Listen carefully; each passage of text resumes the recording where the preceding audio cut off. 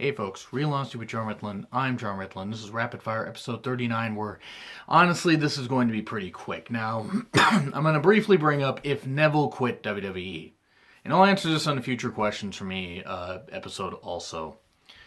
But if Neville quit, rumors are rumors that Neville was going to face Enzo in a lumberjack match and lose. And then they were going to do the Enzo-Kalisto match at the TLC pay-per-view, which they're still going to do, but now with the roles reversed and Kalisto as champion.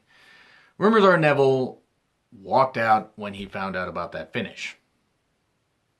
Now, if that's true, that's pretty ridiculous, and he shouldn't have walked out. Single biggest no-no, you just shouldn't do that. As frustrating as it can be to deal with WWE and the fact that Neville hasn't been used the best since coming up to the main roster. Now, this heel run that he's had has been incredible. He has done a tremendous job and been one of the best workers. He was one of the best workers for years anyway. But after being brought to the main roster, they really didn't know what the hell to do with the guy. He had one of the longest NXT title reigns. Had a great match with Sami Zayn, being the last NXT title defense that Neville had. Good series of matches after that, and then got called up to the main roster in 2015, right after Mania 31, I believe. Got injured, had an ankle injury in 2016. Missed Mania 32, was off for a while, had a couple TV appearances, but really wasn't used all that well, then had his heel run. But again, if Neville did quit, because the whole thing is, people jumped over the whole Rusev asking for his release thing, and that turned out to be a load of shit. Or at least enough of a load of shit that it never happened. Just because Rusev asked for his release doesn't mean he was going to be granted it. And it turns out that maybe he didn't, and maybe that was all fabrication. This could be fabrication. I don't know. I hope that Neville did not ask for his release. I hope that they move him up to the main roster, put him in the U.S. title program and this kind of stuff, or an IC title program, because Neville can work with just about anybody, and he sure as hell doesn't need to be jobbing to Enzo Amore, who's an absolute abortion of a talent, and he just is, as far as an in-ring talent. I mean, sure, he can cut promos, but even those are losing steam. Neville, though, if Neville did quit WWE and is granted his release, New Japan would be a perfect place for him. New Japan, Ring of Honor, this kind of stuff. I don't know about Impact, because I don't know if, with their taping schedule and with this kind of stuff, I don't know if they would use him all that well. They might, but I don't know if that would be the best place for him. But I think New Japan would be. The UK scene would be. You're telling me he wouldn't get over on the UK scene? And, like I said, Ring of Honor and this kind of stuff. He could go to Impact and they could use him well. I don't know. They've had a track record of 50-50 using talents, former WWE talents, better than WWE did. Actually, now I think about it, it's more like 65-35. They've used a good amount better than WWE did. But they're in a state of flux, so I don't know if maybe they should sign Neville.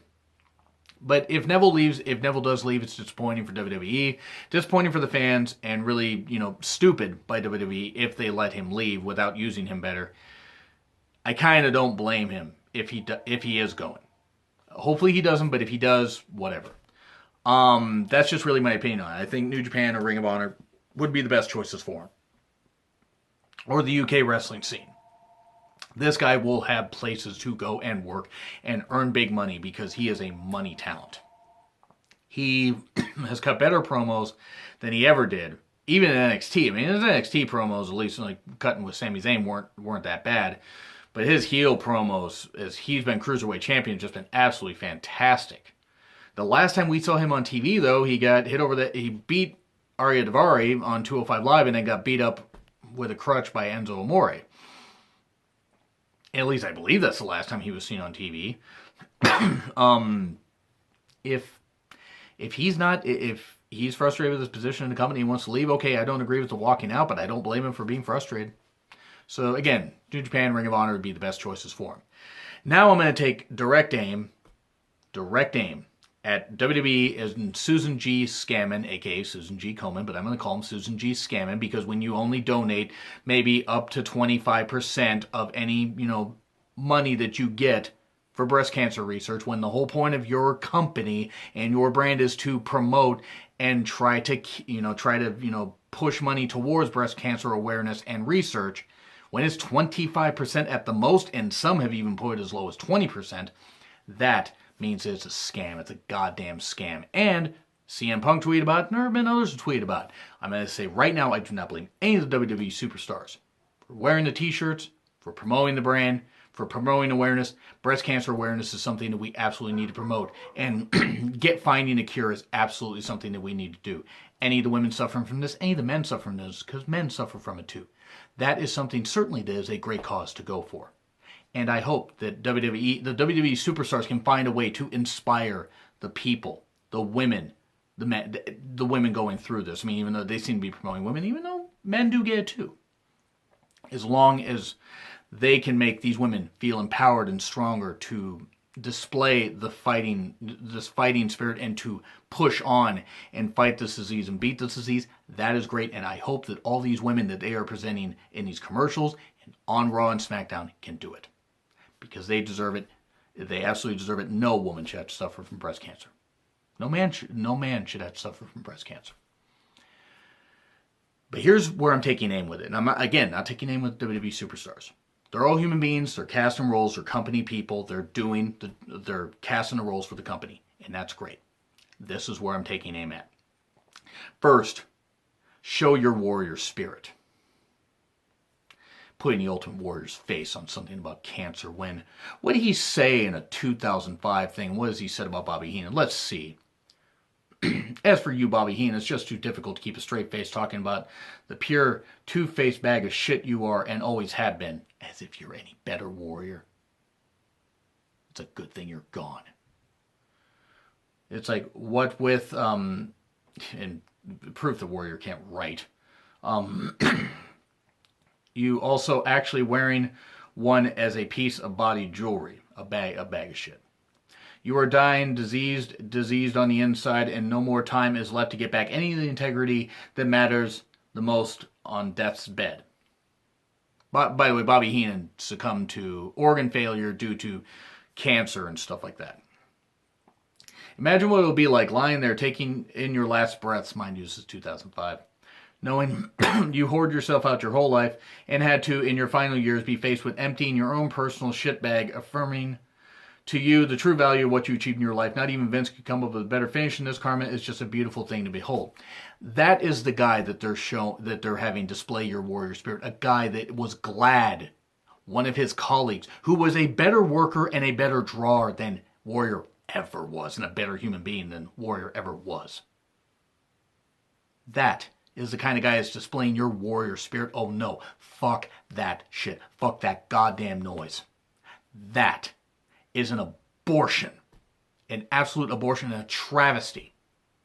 That you would use the words of Ultimate Warrior, whatever the fuck his name was, the goddamn coward, the guy that couldn't put his heart into it anymore because he did so much goddamn HGH and so many steroids and probably did a whole bunch of other goddamn drugs, and that's why he died at such a young age. And I feel bad for his children, and I feel bad for his wife that they lost that the kids lost their dad because they knew him as their dad.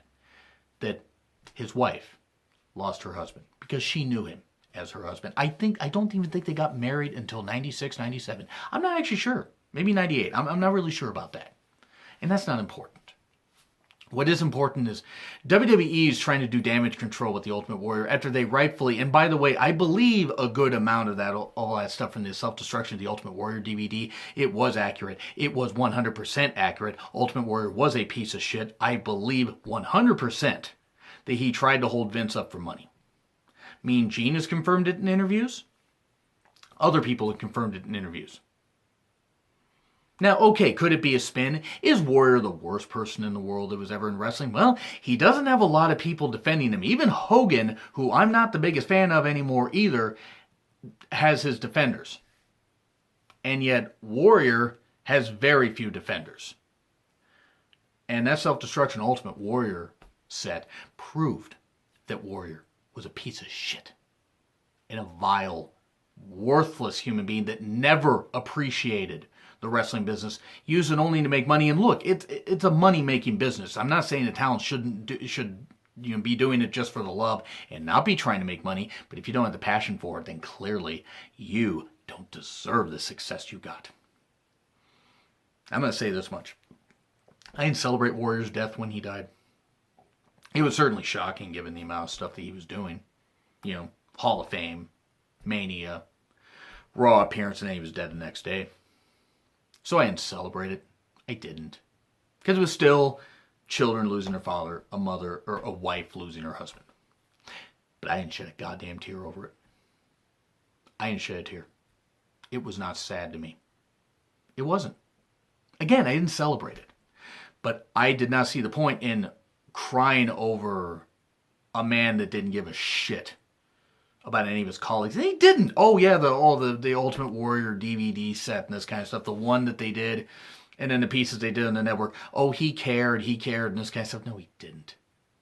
If WWE and him made up, fine. I just didn't believe it for a goddamn second. I'm not saying that Hogan was perfect.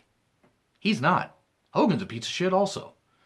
Hogan at least earned the respect of a lot of his peers and actually could work. Warrior couldn't. The whole show your warrior spirit thing is crap. And Dana Warrior, the biggest goddamn glory hound. Look, I mean, I will not say that her losing her husband is on her and that she deserved that. I'm not saying she deserved that, because she didn't. Oh, but my late husband, this kind of stuff. Your late husband was one of the most hateful people in the goddamn world. And didn't deserve the success he got in the wrestling business. And just Susan G. Komen doing this kind of stuff. Susan G. Komen needs to be investigated, by the way. As do a lot of these charities and a lot of these causes. Yes, the people working for them should be able to earn a living. But these executives should not be taking all this money to, do all this stuff. They should be earning the same damn amount of money as the employees. 75%. It should not be 25% at the most going to cancer research. It should be no less than 75%. And Susan G. Scammon is one of the biggest piles of crap as far as cancer research that I've seen. It doesn't take much to research. Google a little bit of it and you'll see. I'm not going to give you links to articles and this kind of stuff because you got the internet. You can do that. You obviously have the internet if you're watching this on YouTube. But I'm embarrassed. I'm embarrassed that WWE is doing this. I'd be embarrassed if Impact was doing this, if Japan was doing this, if Ring of Honor was doing this, and using the name. Like if Ring of Honor was doing something about promoting promoting gay marriage and this kind of stuff, and using the Briscoes, especially I believe Jay Briscoe, if I'm right. It was one of the Briscoes. It was the one without the missing teeth, which I think is Jay Briscoe. It's whichever Briscoe decided to be anti-gay and this kind of stuff, because that's the kind of pile of shit he is. This is just one of the biggest smacks in the face of anybody, especially Bobby Heenan. I mean, I'm sorry, this is a smack in the face of Bobby Heenan. Using Ultimate Warrior's, his warrior spirit and this kind of stuff when he wished death on so many damn people. Especially Bobby Heenan. When Bobby Heenan seemed to rightfully say the right things about Warrior, and a lot of people backed it up. I mean, was Bobby Heenan perfect? Nobody's perfect in this goddamn world. But Ultimate Warrior is somebody that wasn't really well liked by anybody. And WWE to do this, it's just placating to that Botox-ridden, motherfucking, stupid-ass glory whore that is Dana Warrior. She lost her husband. That's a terrible thing. She's got to raise her children on her own. That's a terrible thing. Every child should have their mother and their father be there. Two parents. Or a mother and a mother, or a father and a father. I mean, however the relationship works, whatever the parents are into, that's all good. They should have two parents, though. To only have one parent, no child should have to go through that.